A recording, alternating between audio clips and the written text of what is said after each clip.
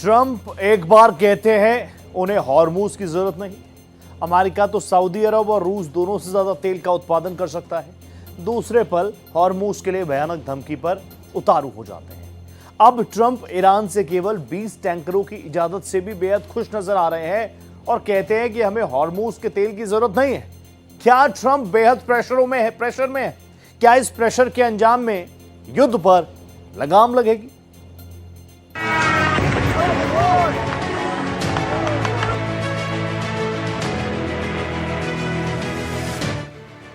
एक तरफ अमेरिकी राष्ट्रपति डोनाल्ड ट्रंप का दावा है कि पाकिस्तान की पंचायती में अमेरिका और ईरान के बीच मध्यस्थता की कोशिशें अंतिम मुकाम पर हैं। उन्होंने संकेत दिया है कि ईरान उनके 15 सूत्री शांति प्रस्ताव की ज्यादातर शर्तों को मानने को तैयार है, लेकिन ठीक उसी वक्त खाड़ी में अमेरिकी सेना की बड़ी तैनाती भी की जा रही है।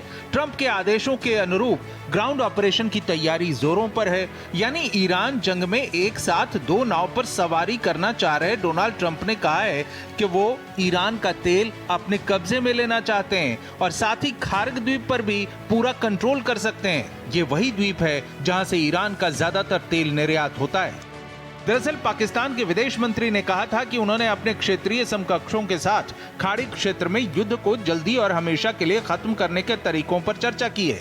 पाकिस्तान बहुत खुश हो रहा है कि ईरान और यूनाइटेड स्टेट्स दोनों ने बातचीत में मदद के लिए उस पर भरोसा जताया है, क्योंकि सऊदी अरब, मिस्र, पाकिस्तान और तुर्की के विदेश मंत्रियों ने ईरान के साथ बढ़ते युद्ध और खाड़ी के अरब देशों के पर उसके हमलों को खत्म करने के तरीकों पर बातचीत के लिए इस्लामाबाद में मुलाकात की। लेकिन धमकी की बुनियाद पर खड़े ट्रंप के समझौते प्रस्ताव पर न उन्हें खुश होने का मौका मिला और न ही पाकिस्तान जैसे धोखेबाज मुल्क को, क्योंकि एक तरफ ट्रंप शांति वार्ता जल्द पूरी होने का दम भर रहे हैं और उधर ईरान से लेकर तेहरान तक धमाकों की भयानक गूंज ट्रंप के दावों पर पानी फेरते दिखती है। पाकिस्तानी पंचायत और ट्रंप की शर्तें किस कदर फेल साबित हो रही हैं, वो जंग की विध्वंसक तस्वीरें बयां कर रही हैं। ट्रंप जितना ही ईरान के तेल पर कब्जे की बात करते हैं, इजरायल और खाड़ी देशों पर ईरानी हमले उतने ही ज्यादा आक्रामक होते जा रहे हैं। ईरान ने इजरायल की ओर मिसाइल और ड्रोन हमलों की बौछार कर दी है। इजरायल की पोर्ट सिटी हाइफा के आसमान में एयर डिफेंस एक्टिव है, जिसे ज्यादातर ईरानी मिसाइलों को इंटरसेप्ट करते हुए देखा जा सकता है। लेकिन ईरान की जिन घातक मिसाइलों को डिफेंस सिस्टम नहीं पकड़ पाता, उन्होंने इजरायल में तबाही मचा रखी है। तस्वीरें हाइफा की बाजन ऑयल रिफाइनरी में लगी आग की हैं, जिसे बुझाने की कोशिशें जारी हैं। रिपोर्ट्स के मुताबिक बाजन ऑयल रिफाइनरी में मिसाइल हमले से आग लगी, जो डायरेक्ट हिट या शार्प निल से हो सकता है। ये रिफाइनरी इजरायल के लिए बेहद अहम है, क्योंकि देश के ईंधन सप्लाई का बड़ा हिस्सा यहीं से आता है। ऐसे घातक हमलों के साथ अमेरिकी राष्ट्रपति चाहते हैं कि ईरान जल्द सरेंडर कर दे। They're going to give up nuclear weapons. They're going to give us the nuclear dust. They're going to do everything that we want to do. And you know what? They're going to go on and maybe have a great country again. But if they don't do that, they're not going to have a country. They're not even going to have a country. दरअसल Trump की ऐसी धमकी के पीछे है आगे की उनकी विध्वंसक तैयारी। मिडिल ईस्ट में अमेरिकी सेना की बड़ी तैनाती की गई है। यह माना जा रहा है कि ईरान के घुटने ना टेकने की सूरत में अमेरिका ग्राउंड ऑपरेशन की तैयारी कर चुका है। रिपोर्टों के मुताबिक सैकड़ों अमेरिकी special operations forces, army rangers और नेवी सील्स मिडिल ईस्ट पहुंच चुके हैं। इसके साथ ही पहले से तैनात 82nd एयरबोर्न डिवीजन के पैराट्रूपर्स और हजारों मरीन भी मौजूद हैं। रिपोर्ट्स के मुताबिक अमेरिकी सैन्य बल मिडिल ईस्ट में 40,000 से बढ़कर 50,000 हो चुका है। फिर भी ईरान की आक्रामकता को देखते हुए यह अनुमान लगाया जा रहा है कि ये बड़े पैमाने पर युद्ध के बजाय सीमित ऑपरेशन हो सकता है। उधर अमेरिका और इजरायल ने मिलकर ईरान पर एयर स्ट्राइक की झड़ी लगा रखी है। इजरायल के हमलों में तेहरान में इस तरह रिहायशी इलाकों को तबाह किया जा रहा है, लेकिन ऐसे हजारों हमलों की चोट के बावजूद ईरान भी लगातार धमकी दे रहा है। उसने कहा है कि अमेरिका ने अगर जमीनी हमला किया तो उसे करारा जवाब दिया जाएगा। अमेरिकी सैनिकों को ताबूत में ही लौटने को मजबूर करने की धमकी दी जा रही है।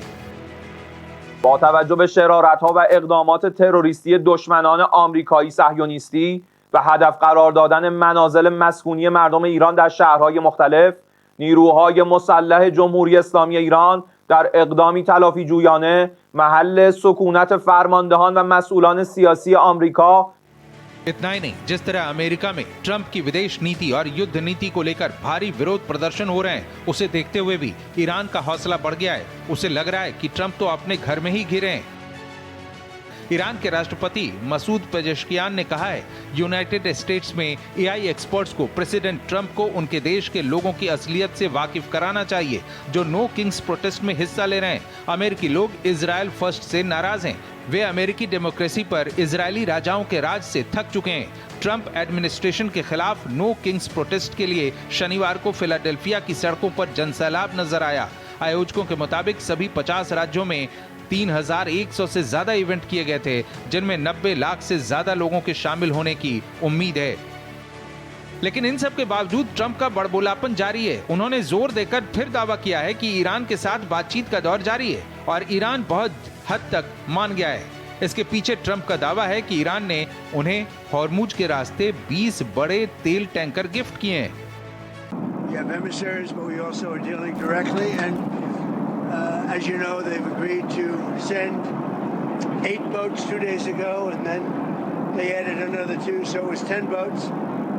And now today they gave us as a tribute, I don't know, I can't define it exactly, but they gave us, I think out of a sign of respect, 20 boats of oil, big boats of oil, going through the Hormuz Strait.